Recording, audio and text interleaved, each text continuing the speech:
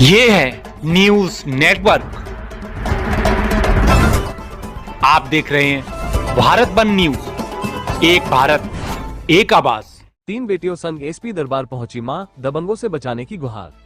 बांदा बेटी बचाओ बेटी पढ़ाओ के नारों से गूंजते प्रदेश में बेटियों की सुरक्षा के दावों की हकीकत उस समय बेनकाब हो गई जब बबेरू कोतवाली क्षेत्र के ग्राम पंचायत मुरवल की एक मां अपनी 3 मासूम बेटियों का हाथ थामे पुलिस अधीक्षक कार्यालय के दरवाजे पर न्याय की भीख मांगती नजर आई। ये दृश्य न केवल प्रशासनिक व्यवस्था पर सवाल खड़े करता है बल्कि उस सामाजिक संवेदना को भी झकझोरता है जो कागजों और भाषणों में ही दम तोड़ती दिखाई देती है।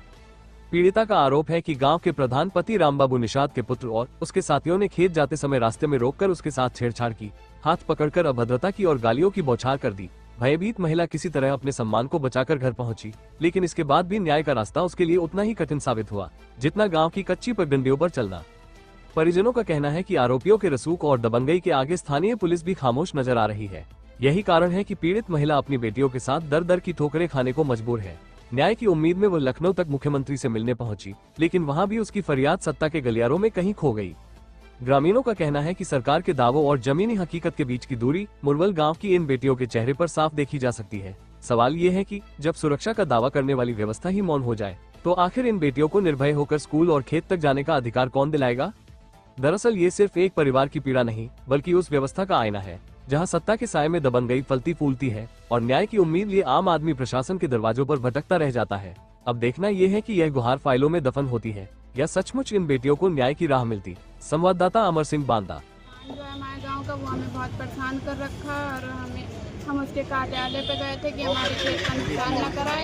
वहाँ पे उसने हम लोग को मारा पीटा, चौकी कहने थे उसकी चौकी जाओ, चौकी गए तो वहाँ चौकी वालों ने मारा, पुलिस वालों ने बहुत। किसको मारा है? पापा को मारा, पापा को बचाया तो हम लोगों को भी मारा। मेरी 2 बहनें थी वहाँ पे मारा। ये कब की घटना है? दिसंबर 16 दिसंबर। अभी हाल फिलहाल क्या हुआ है? अभी मेरी बहनें खेत से आ रही थी, उनको परेशान किया। कलुआरक के लड़के ने, अजय नाम है। क्या परेशान किया? छेड़खानी की है? हाँ, गाली दे रहा था और कह रहा था अपने बाप को समझा लो कि वो राम बाबू के खिलाफ ना जाए। और फिर वो लोग चौकी गई मम्मी के साथ में, तो वहाँ से लौट के आ रही तो वहाँ 5 लोग ने फिर उनको घेरा, कहने लगे कि समझा लो। चौकी गए तो क्या हुआ? कुछ भी नहीं हो, कुछ नहीं कर पाओगे तुम लोग हमारा।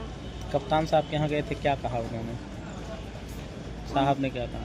उन्होंने कहा कि पुलिस आएगी। क्या नाम है आपका? मेरा नाम अलका सिंह है। कहाँ से आए हो आप? गाँव मुरवल से। क्या हुआ? राम बाबू निषाद और कलुआरक है और पप्पू है। ये हम लोग को इतना परेशान करते हैं, हमारे आदमियों को छोटी मुकदमे में फंसाते हैं, हमारी बच्चियों को परेशान करते हैं, स्कूल नहीं जाने देते हैं। कल बच्ची खेत गई थी तो इसके साथ जबरदस्ती की है, मारने के लिए दौड़ा है। और जब हम लोग चौकी गए, चौकी से लौट रहे थे, फिर 4-5 लोगों ने हम लोग को घेर लिया है। एक कलुआरक का लड़का था अजय और एक राम बाबू निषाद का लड़का था। क्या घटना, क्या कारण है, क्यों ऐसा कर रहे हैं? ये इसलिए ऐसा करता है कि हमारे खेत में ये गोरू छोड़ देता था गौशाला से, और जब हमने इसके घर जाके कहा तो वहाँ घर में इसने मारपीट की मेरे बच्चों के साथ और मेरे आदमी के साथ। इसमें तो मेरी ये बच्ची की एक कान की बाली भी सोने की गिर गई थी। और जब चौकी गए तो चौकी वालों ने भी मारा। किसको? हमारे बच्चों को और हमारे आदमियों को। उन्होंने भी कोई कार्रवाई नहीं की और कहने लगे दारू पी के ये लोग नौटंकियाँ कर रहे हैं यहाँ पे। बताइए, अगर हम आदमी दारू पिए, बच्चे तो नहीं दारू पिए, हम तो नहीं दारू पिए हैं।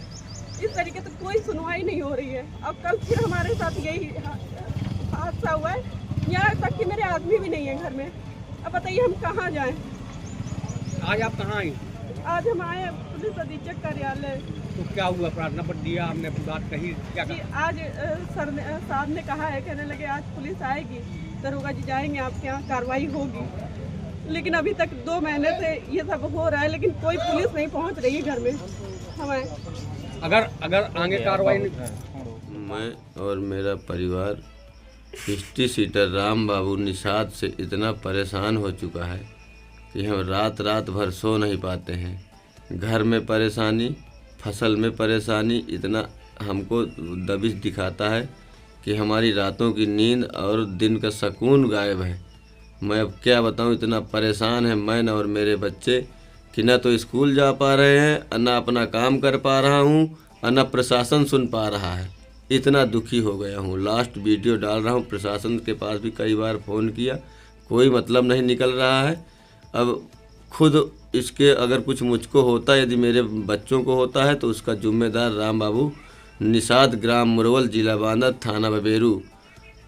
आज उसकी पत्नी गीता निषाद प्रधान है और वो विकास दुबे से कम वो नहीं है। उसके तो कम मुकदमे थे जितने मुकदमे इसके पास है, लेकिन पूरा गांव नामर्दों का गांव है। यहाँ कोई नहीं है सुनने वाला और प्रशासन भी नहीं सुन रहा है। और अब क्या बताएं, कुछ बात ही नहीं है। अब अपने सामने इतना परेशान हो गए कि बच्चों को के सामने रोटी थाली रखी है लेकिन खाने के लिए कोई तैयार नहीं है। इतना मुझको परेशान कर दिया है। मैं आज 15 दिन से रोटी नहीं खा पा रहा हूँ। अगर आप ये वीडियो YouTube पर देख रहे हैं तो हमारा चैनल सब्सक्राइब कर लें और बेल आइकन का बटन दबाना ना भूलें। और अगर आप ये वीडियो Facebook पर देख रहे हैं तो हमारे पेज को लाइक जरूर करें।